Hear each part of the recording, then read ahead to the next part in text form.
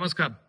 सिकंदर शेख हा महाराष्ट्र केसरी रुस्तम हिंद असलेला पैलवान, महाराष्ट्राचा स्वाभिमान, महाराष्ट्राचा अभिमान. हा सिकंदर शेख आणि मी एका गल्लीत एका गावात राहिलेलो आहोत. त्याच्या पूर्ण कुटुंबाला मी स्वतः व्यक्तिशः ओळखतो. पूर्ण मोहोळ तालुका, सोलापूर जिल्हा त्याच्या कुटुंबाला ओळखतो.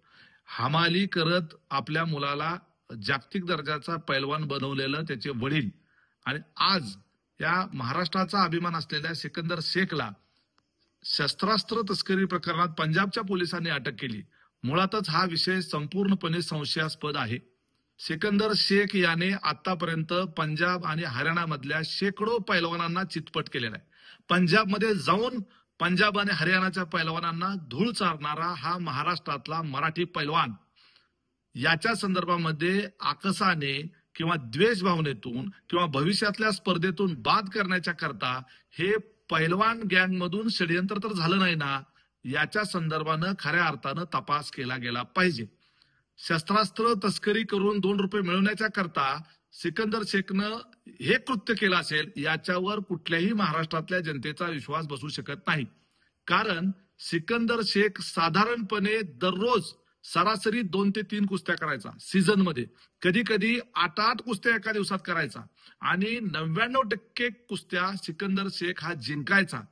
सिकंदर शेख एवढ्या कुस्त्या करायचा, साधारण वर्षभरामध्ये सरासरी 400 ते 500 कुस्त्या व्हायच्या.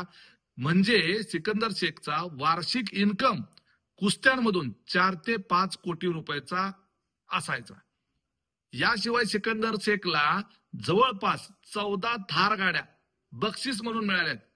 9 ते 10 बुलेट त्याला बक्षीस म्हणून मिळाल्यात. 30 ते 40 म्हशी त्याला पंजाब मधून बक्षीस म्हणून मिळाल्यात.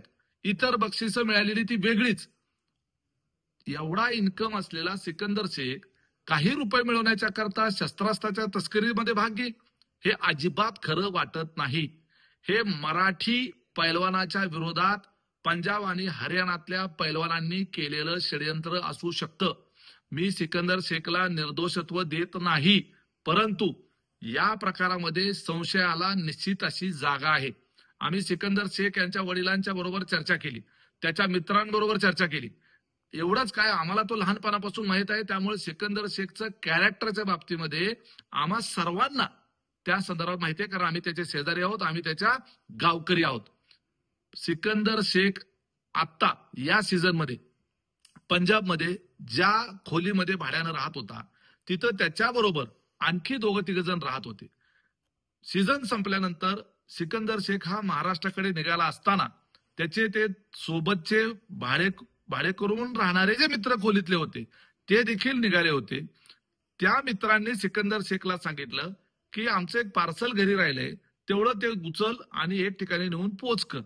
मित्रांच्या सांगण्यावरनं त्यांचं काहीतरी पार्सल आहे म्हणून पोच करायला गेल्यानंतर त्या ठिकाणी तो शस्त्रास्त्र पुरवतोय अशा पद्धतीचं आरोप होऊन त्याला अरेस्ट करण्यात आली, अशी आमची माहिती आहे. सिकंदर शेखला त्या पार्सलमध्ये शस्त्र आहेत या संदर्भातली सुतराम कल्पना नव्हती.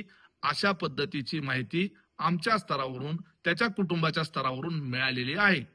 हा खरं तर तपास पोलिसांनी करायचा आहे.